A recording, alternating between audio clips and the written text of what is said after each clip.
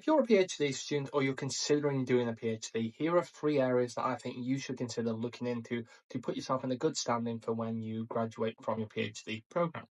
Now, I'm Jordan, I'm a PhD student at the later stages of my own program, but the areas that you should focus on are outreach, research, and teaching. And these are the different areas or ways that you can focus on getting some more experience in those areas.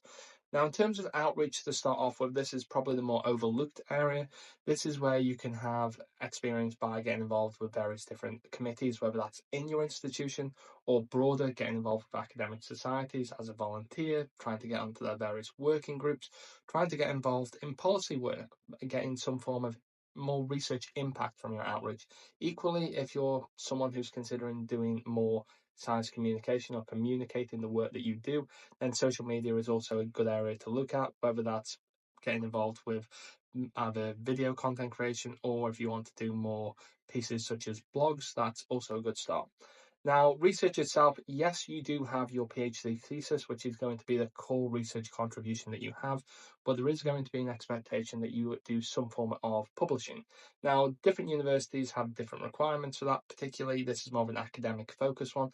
but the focus that they might look at is publishing in high standing peer-reviewed journals, or they might be at the very least looking for you to have done conference and poster presentations and have a number of those on your records that you can potentially submit as a almost like a transcript for that particular job. Now, like I say, some universities will prefer it, some won't, and some will be expecting more at the stage of a PhD that your thesis is the main thing. Others will be either hoping for you to have a publishing pipeline or papers already in review that you can say, look, these are the ones that I've already put some time into, where they're pending review.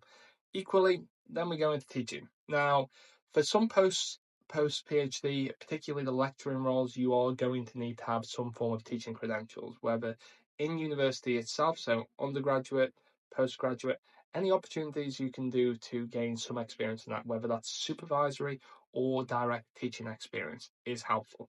Equally, the fellowship status in higher education, or at least a member of the higher education academy, is something that you should strongly consider looking into and collecting some form of evidence.